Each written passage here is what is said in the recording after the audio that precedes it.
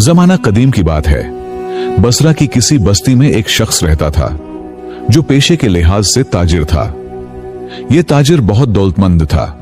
उसके पास इतनी मालू दौलत थी कि उसने अपने रहने के लिए कई महलनुमा घर बनवा रखे थे। ताजिर की खिदमत के लिए उसके पास कई नौकर चाकर और हर किस्म की सहूलियत मौजूद थी। अगर ताजिर को एक महल से दूसरे महल तक जाना होता तो वो शाही सवारी पर सवार होकर जाता। ताजिर का कारोबार इराक, शाम, लबनान और पूरे मिस्र तक फैला हुआ था और इसी वजह से उसे अक्सर कारोबारी सफर पर निकलना पड़ता था। लेकिन ताजिर इन कारोबारी सफरों पर अकेला ही जाता था।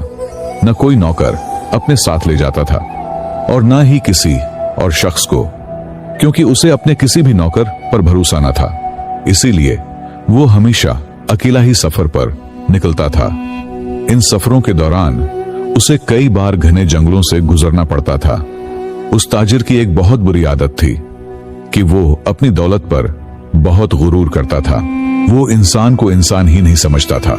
एक मर्तबा वो शाम के किसी बाजार में तिजारत के लिए गया हुआ था। वो एक ताजिर की दुकान के सामने रुका। उसे उस दुकानदार का माल पसंद आ गया। वो बड़े मगरूराना अंदाज में उस दुकान के अंदर दाखिल हुआ और तकब्बुर बहरे लहजे में दुकानदार से कहने लगा, अरे ओ ताजिर, इस माल की क्या कीमत है? वो दुकानदार बहुत शरीफ आदमी लग रहा था। उसने ताजिर के उस बुरे लहजे का जवाब इंतहाई तहम्मुल से दिया और कहने लगा, आइए जनाब, आप जिस माल की बात कर रहे हैं मैं आपको दिखा देता हूं। ताजिर कहने लगा, मैंने तुम्हारा माल देख लिया है, मुझे उसकी कीमत बताओ। वो दुकानदार कहने लगा, मैं इस सारे माल के 500 सोने के सिक्के लूंगा। ये बात सुनकर वो ताजिर भड़क उठा और कहने लगा, क्या कहा? 500 सोने के सिक्के? तेरी इतनी औकात है इतना महंगा माल अपनी दुकान पर रखने की? मुझे इसकी सही कीमत बताओ, मैं तुम्हारी दुकान का सारा माल खरीद लूंगा। दुकानदार ने महसूस किया कि यह ताजिर बहुत मगरूर और बदजुबान है। वो उससे कहने लगा, भाई साहिब, मैं आपसे कोई सौदा नहीं करना चाहता। आप चाहे अब मुझे इसकी दुगनी कीमत ही क्यों न दे दें, आप मेरी दुकान से बाहर जा सकते हैं। यह सुनकर ताजिर को गुस्सा आ गया। वो दुकानदार से धमकियामेज लहजे में कहने लगा, मैं अभी तुम्हारा बंदोबस्त करता हूं। उस ताजिर का बहुत असरू रुसूख था। वो बाजार के सदर के पास गया और उससे कहने लगा, तुम्हारे बाजार में फुला दुकानदार ने मेरे साथ बदतमीजी की है।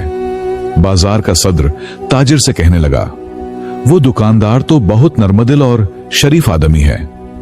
ताजिर ने उसके सामने 100 सोने की अशरफियां रखी और कहने लगा, मुझे इस बात से कोई फर्क नहीं पड़ता, उसने मुझे जलील किया है, तुम फौरन उसे उसकी दुकान से दफा दूर कर दो। अशरफियां देखकर सदर की आंखों में लालच की चमक आ गई। वो फौरन उस ताजिर के साथ उस दुकानदार के पास गया और उसे कहने लगा, तुम कितने बेवकूफ आदमी हो, तुमने अरब के सबसे बड़े ताजिर के साथ बदतमीजी की है। वो तुम्हारी जिंदगी का सबसे बड़ा गाहक साबित हो सकता था, लेकिन तुमने उसके साथ बुरा सलूक किया। तुम्हें इस चीज की सजा जरूर मिलेगी। अब तुम पूरा महीना अपनी दुकान नहीं खोल सकते। दुकानदार ने अपनी सफाई पेश करने की कोशिश की और रोते हुए कहने लगा, जनाब, मैंने कोई बदतमीजी नहीं की। लेकिन सदर ने उसकी एक न सुनी और उसे दुकान से बाहर निकाला, उसकी दुकान को ताला लगाया और वहां से चला गया। वो ताजिर फातिहाना मुस्कुराहट के साथ उस दुकानदार से कहने लगा, बड़े से बड़ा मालदार शख्स भी मेरे साथ उलझने से डरता है, और तुमने इतनी हिम्मत कैसे कर ली कि तुम मेरे साथ तिजारत से मना कर दो।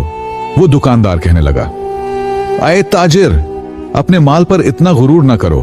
अल्लाह से डरो, कहीं ऐसा ना हो कि किसी दिन तुम्हें किसी गरीब की आह लग जाए। उस दुकानदार ने उसे कोई बद्दुआ तो न दी, लेकिन इतनी सी बात करके वहां से चला गया। ताजिर को उसकी बात पर कोई असर न हुआ और वो किसी दूसरी दुकान से माल खरीदकर वापस महल की तरफ चला गया। इसी तरह दिन गुजरने लगे। एक रात ताजिर अपने महल के सामने टहल रहा था कि उसे अपनी तरफ एक बूढ़ा शख्स आता हुआ दिखाई दिया। उस बूढ़े शख्स के कपड़े फटे पुराने थे और उसके सर पर एक थैला था। जैसे ही उसने ताजिर को देखा, उस बूढ़े ने अपना थैला उठाकर जमीन पर रख दिया और ताजिर को सलाम करते हुए कहने लगा, जनाब, मैं एक मुसाफिर हूं, इस वक्त अपने ठिकाने पर नहीं पहुंच सकता क्योंकि मैं बहुत थक गया हूं। अगर आप इजाजत दें तो आज की रात यहीं पर गुजार लूं। बूढ़े की बात सुनकर ताजिर ने कहा, यह मेरा महल है, कोई सराय नहीं कि जिसका दिल चाहे मुंह उठाकर चला आए। बूढ़ा शख्स बोला, साहिब, मैं सिर्फ आपके महल के बाहर ही लेट जाऊंगा और सुबह होते ही यहां से चला जाऊंगा। ताजिर ने कहा, लेकिन यहां तुम्हारी देखभाल कौन करेगा? बूढ़े ने जवाब दिया, मेरे पास कोई कीमती चीज नहीं और ना ही किसी देखभाल की कोई जरूरत है। ताजिर ने कहा, मैं तो इसलिए कह रहा हूं कि क्या पता तुम रात को कोई चीज उठाकर यहां से भाग ही न जाओ। इस पर बूढ़े ने तौबा तौबा कहते हुए अपने कानों को हाथ लगाया, ताजिर को सलाम किया, अपना थैला दोबारा सर पर उठाकर वहां से चल पड़ा। रात अंधेरी थी, आसमान पर गहरे बादल छाए हुए थे। कभी एक बार हल्की हल्की बारिश की बूंदें भी गिर रही थीं।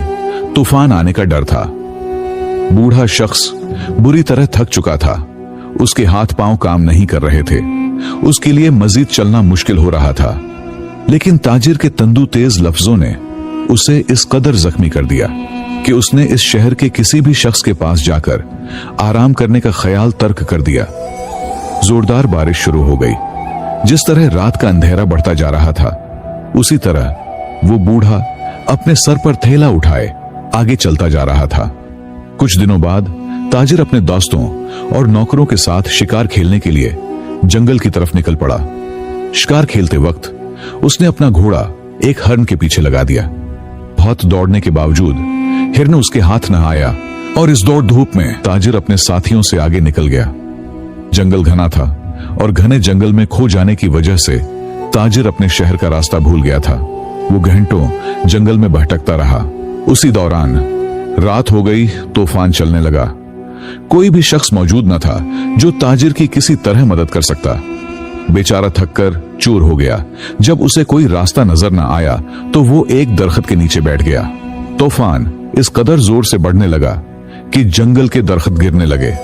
तूफान की वजह से अंधेरा छा गया। हाथ को हाथ नजर नहीं आता था। फितरत के कहर से घबराकर ताजिर का घोड़ा अपनी जान बचाने के लिए इधर उधर भागने लगा। घोड़े का मालिक इस कदर थक चुका था कि उसे होश न रहा।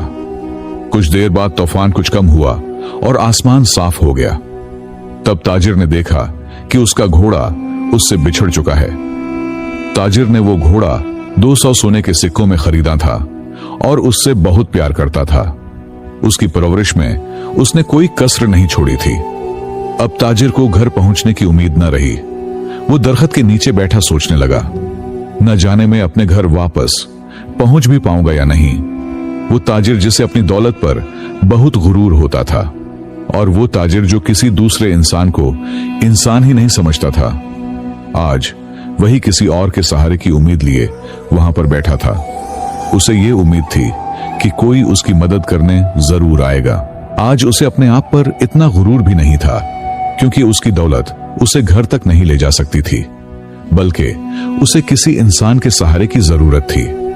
आज उसे उस दुकानदार की बात याद आई थी जिसने उससे ये कहा था कि खुदा की लाठी बेआवाज है। इंसान को अपनी दौलत पर गुरूर नहीं करना चाहिए क्योंकि दौलत का गुरूर इंसान को हैवान बना देता है। आज वो अपने किए पर बहुत पछता रहा था। वो उन्हीं सोचों में गुम था कि दूर से उसे एक शख्स आता दिखाई दिया। पहले तो उस शख्स को देखकर ताजिर सहम गया कि कहीं ये कोई चोर या डाकू ना हो जो उसे लौट ले या उसे नुकसान ही न पहुंचा दे। लेकिन जब उस शख्स ने ताजिर के पास आकर सलाम किया और मुस्कुराहट के साथ उसका हाल अहवाल पूछा तो ताजिर को बड़ी उम्मीद नजर आई। हंसते हुए उस शख्स ने ताजिर से कहा, आप इतना क्यों घबरा रहे हैं? साथियों से बिछड़ने, रास्ता भटकने और किसी की मदद न मिलने की वजह से। ताजिर ने अपनी सारी कहानी एक ही जुमले में उस शख्स को सुना दी। उस शख्स ने जब ताजिर की कहानी सुनी तो उसे ताजिर पर तरस आया और वो ताजिर को अपनी झोंपड़ी में ले गया। वहां जाकर उसने बताया कि वो अपने माँ बाप के साथ रहता है जो कुछ रोखा सूखा खाना है वो खा लें और यहीं रहकर आराम कर लें। ताजिर ने कहा, लेकिन मेरे घोड़े का क्या होगा? उस शख्स ने कहा, सुबह होने से पहले मैं आपका घोड़ा किसी न किसी तरह ढूंढ लूंगा। ताजिर ने कहा, तुम उसे कैसे तलाश करोगे? ये बहुत घना जंगल है, इतनी अंधेरी रात है, तुम कैसे ढूंढ सकोगे? उस शख्स ने कहा, मैं इस जंगल के कोने कोने से वाकिफ हूं। ताजिर ने कहा, तो क्या तुम मेरे साथियों को भी ढूंढ सकोगे? उस शख्स ने कहा, अगर वो इस जंगल में हैं तो मैं जरूर ढूंढ निकालूंगा। इस जवाब को सुनकर उस अमीर ताजिर को बड़ा इत्मीनान हुआ। उसके दिल में बड़ी उम्मीद जागी और वो मुकम्मल तौर पर बेफिक्र हो गया। उस शख्स ने ताजिर के सामने एक दूध का प्याला लाकर रख दिया। ताजिर ने कहा, यह क्या है भाई? उस शख्स ने कहा, साहब जी, ये हमारी बकरी का दूध है। ताजिर ने कहा, तुम्हारे पास कितनी बकरे हैं? उस शख्स ने कहा, मेरे पास तो बस एक बकरी है। ताजिर ने कहा, एक बकरी आखिर कितना दूध दे सकती है? ये 1 लीटर से ज्यादा नहीं होगा, तुम भी पी लो। उस शख्स ने कहा, नहीं, मेरे वालिद ने कहा है कि आज का जो दूध है वो सिर्फ आपकी खिदमत में पेश किया जाएगा। आज हम लोग दूध नहीं पिएंगे। ताजिर ने कहा, भाई ऐसा क्यों किया उन्होंने? उस शख्स ने कहा, हमारे यहां दूध को सबसे बेहतरीन चीज समझा जाता है और मेहमान की खिदमत में हम उसे पेश कर देते हैं। मैं अपने वालिद का इकलौता बेटा हूं और दूध हमारे यहां बेहतरीन खाना समझा जाता है। वालिद ने आपकी खिदमत में भेजा है। ताजिर ने कहा, तुम तो वाकई ही एक फरिश्ता सिफत इंसान हो। उसकी बात सुनकर वो शख्स बोला, नहीं ताजिर जी, फरिश्ता तो बहुत दूर की बात है, हम तो आधी इंसानियत को भी अपना नहीं सकते। उसकी बात सुनकर ताजिर ने कहा, नहीं भाई, इंसानियत तो तुम में कोट कोट कर भरी हुई है। इस तरह बातें करते करते ताजिर सो गया। आपने मेहमान की सच्ची खिदमत करने वाला वो शख्स चुपके से उठा, हाथ में दिया लिया और अपने मेहमान के घोड़े को ढूंढने के लिए निकल पड़ा। ढूंढते ढूंढते सुबह के वक्त वो अपने मेहमान का घोड़ा लेकर अपनी झोंपड़ी पर वापस आ गया। जब उसकी मां ने देखा कि मेहमान का घोड़ा मिल गया है तो उसने मेहमान के घोड़े की खिदमत को अपना फर्ज समझा और उसे चारा डाल दिया। अगर घोड़े को अच्छा चारा न मिलता तो शायद ये मेहमान की ये खिदमत अधूरी समझी जाती। इसीलिए उस बूढ़ी मां ने उस मेहमान के घोड़े को खूब चारा दिया और पानी पिलाया। सुबह के वक्त जब ताजिर नींद से जागा तो उसने देखा कि उसका घोड़ा चारा खा रहा है। उसने कहा, अल्लाह का शुक्र है कि जिसने इस मुश्किल घड़ी में मेरी मदद की। यह सुनकर उस शख्स ने कहा, साहब जी, आपका घोड़ा मिल गया। अगर वो सामने की नदी की तरफ निकल जाता तो शायद हमारे हाथ से निकल जाता। यह सुनकर ताजिर ने उस शख्स का बहुत शुक्रिया अदा किया और कहा कि वो उसके वालिद को बुलाए। उसके वालिद बिस्तर पर लेटे आराम कर रहे थे। उस नौजवान ने बाप के पास जाकर कहा, अब्बा जी, जो मेहमान हैं वो आपको याद कर रहे हैं, वो अब वापस जाना चाहते हैं। वालिद ने कहा, उन्हें कहो कि वह चंद दिन हमारे पास ही रह लें। इस गरीब खाने से जो मेहमान नवाजी मुमकिन हो सकी हम जरूर करेंगे। बेटे ने वालिद से कहा, मैं आपके कहने से पहले ही ये बात उनसे कह चुका हूं, लेकिन वह नहीं मानते। वालिद ने कहा, अच्छा, तो उन्हें उनके घर तक छोड़कर आओ। बेटे ने कहा, जाने से पहले वह आपके दीदार करना चाहते हैं। वालिद ने कहा, बेटा, अच्छा तो यही होगा कि मैं उनसे न मिलूं। वालिद की इस तरह की बात सुनकर बेटे को कुछ हैरत हुई। उसने कभी अपने वालिद के सामने मुंह से कोई लफ्ज नहीं कहा था। आज वह अपने वालिद को इस तरह देखने लगा जैसे उसकी आंखों में कोई सवाल लिखा हो।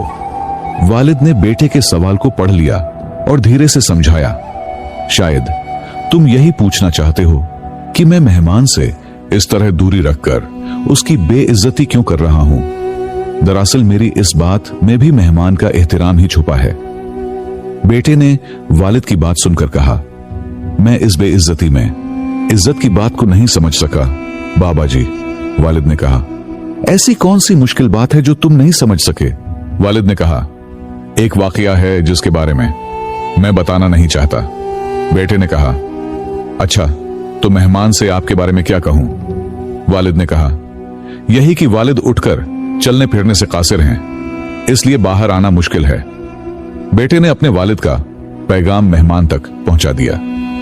ताजिर ने कहा, ऐसे अजीम इंसान को देखे बगैर मैं यहां से कैसे वापस जा सकता हूं, जिसके घर में भूले भटकों को रास्ता दिखाया जाता है, जहां मेहमान की खिदमत दिलो जान से की जाती है, जहां मेहमान के घोड़े को ढूंढने के लिए घर वाले अपनी जान की बाजी लगा देते हैं, और जहां घर की मालिका अपना खाना पीना छोड़कर मेहमान के घोड़े का पेट भरने के लिए तगुदौ करती है।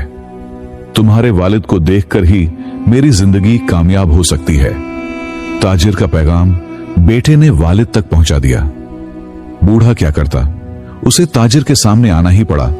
जब बेटा ताजिर को अपने वालिद के पास लेकर गया तो ताजिर ने देखते ही पहचान लिया कि ये वही बूढ़ा है जो कुछ दिन पहले उसके महल के सामने सर पर थैला उठाए आया था। उसने एक रात के लिए पनाह मांगी थी और ताजिर ने उसे चोर तक कह दिया था। इस बुजुर्ग के बेटे ने अपनी इंसानियत का सबूत देकर ताजिर के दिल को बिल्कुल बदल दिया। ताजिर जमीन पर बैठ गया और हाथ जोड़कर अपने बुरे सलूक के लिए उस बूढ़े से माफी मांगने लगा।